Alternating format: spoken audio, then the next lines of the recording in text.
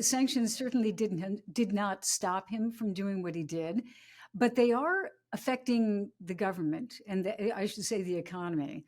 So it could be if the West were to have stronger sanctions, which sometimes is talked about right now, that could have an effect. I don't think he can do this forever because look, who are his friends? Iran and North Korea. That's pretty pathetic. So I don't think he would want to necessarily continue in that way. But if he's back on the world stage, then he has other ways of doing deals and getting business, and kind of and sanctions busting big time. We're talking about Victory Day for Putin. And we've been talking about it, I suppose. Our show's been going on for 5 years, Jill, and we've talked about it, I think, certainly for the last three, maybe even more than that, post-Ukraine. Why is this a significant day? Why does this speak to, I suppose, the myth, the legend that Putin wants to associate himself to? Why is this a significant day, do you think, for him? Number one, it has been an important holiday, as you know, but Putin has taken it to a different level. It is part of, and I'm going to use the word ideology, but essentially it is part of his ideology, which is writ large and kind of simply, Russia, I should say, the Soviet Union saved the world. So that is his justification for a lot of things. There has been a glorification of World War II and the role that the Soviet Union played. Now, I'm well aware that 27 million Soviets died. So this is nothing to, diminish at all. But what he has done in militarizing the country right now, after invading the full-scale invasion of Ukraine, he has put this to a level that it's never been seen before. It is really kind of, the epitome of what Russia is all about right now, which is militarization and militarization of history. And presumably it ties into a narrative he wants to suggest about Ukraine, which is, as you head westwards, you encounter Nazis. That was what happened in the Second World War. And there is a point there he tries to make that about Ukraine. The people he's fighting, Ukrainian nationalists, he quite often equates with Nazis.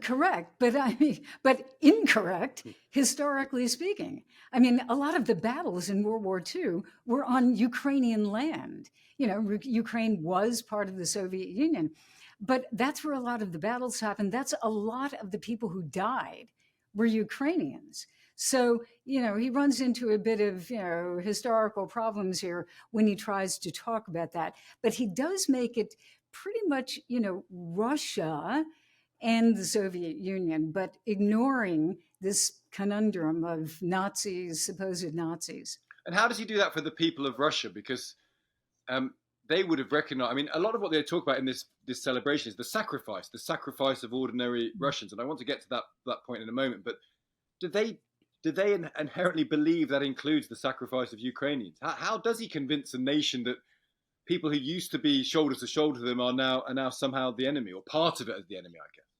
Yeah, it's always been a problem, I think, for him from the beginning. If you go back to 2014 and Crimea, this has been going on for a long time. But since 2022, he had to, and this is, looking at his propaganda and the way he approaches propaganda, he had to kind of make draw a line between the leader of Ukraine and Ukraine itself. So he would say things like, Ukraine is controlled by Nazis, which would be President Zelensky is a Nazi, even though, as we know, President Zelensky is Jewish. So that is a bit of a sticky wicket, as you would say, to navigate. But I think, he slices these justifications in interesting ways. Again, leader bad, country may be good, but country isn't really a country, he would say, because Ukraine isn't really a country. He would say, essentially, it's all Russia, and it always was, if you go back 1,000 years. So, we're dealing with propaganda. And don't forget, Stig, that propaganda in Russia right now could pivot on a dime. He is useful propaganda for certain purposes. But if something doesn't work, they are very happy to pivot and change. I was thinking, for example, the United States, like up until a few months ago, before Trump came in, it was, United States bad, United States depraved nation. Not quite as bad as Europe, by the way. Yeah. But still depraved. Yeah. United States bad. Now, if you're going to be friends with Donald Trump or you're going to have a better relationship, I think that's a problem for their propaganda. But again, they're good at pivoting and even, in a sense, sometimes contradicting themselves. I want to get to Trump as well, because that's such a good point. Just on that notion of propaganda, someone once said to us, I think, on the program, I wonder if you agree with this, Jill, that the Russians have this concept of sacrifice that is very important to it. So when we see a meat grinder of a war where people are dying, and we think, well, ultimately the pressure is to stop that war because you want to stop people dying. Is there something of the martyrdom in the national consciousness that means actually part of the point of this is the sacrifice? Actually, the more you pile up the dead bodies, in some ways, the more you assert the validity of the action. Yes, and I think that's a very important point, and I'm glad you brought it up. And as a literary person, I think you would pick up on that maybe even better. There is now a glorification of dying for the motherland, fatherland. And I can tell you, I went to the Soviet Union for the first time in 1969, and it was a different idea. It was, we never want to see war again. They had, as I said, lost 27 million people. Right now, there is a glorification of dying for Russia in that war against Ukraine. And it really extends even to, young people. The Russian Orthodox Church, the head of the Russian Orthodox Church, has actually said that if people die, essentially they will go to heaven because they have given their lives for the fatherland, etc. I think it's actually perverse. I've not seen this in modern Russia in this way. That's so interesting. Does Putin need the war, do you think, Jill? Does he need the war I to think cling he to power? needs, yeah, I do think he needs the war on a number of levels. So, number one, he needs to unite the country. And they're constantly talking about country is united, we're all behind Putin. So he needs that politically. But do you have to have a war to do that? I mean, he's subjugated the press and the media and society in many different ways. But I think the war has done a number of things. If you have a war, there is that kind of, as we would say here, my country, right or wrong. So there is that, yes, well, maybe I don't like the war. Maybe I don't like the fact that we are killing people, but it's my country, right or wrong. I'll support the president. He probably knows better than I, a simple person, why we are doing this. So there's that part of it.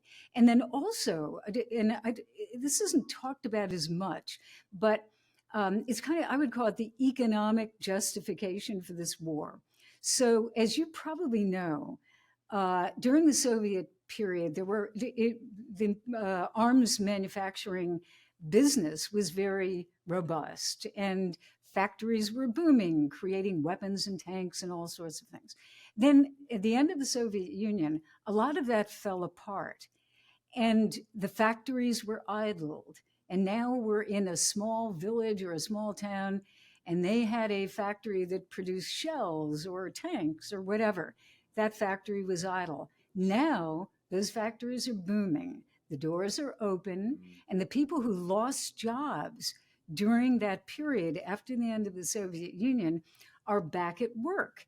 And even though it may seem, again, kind of perverse and sad, but they're making money.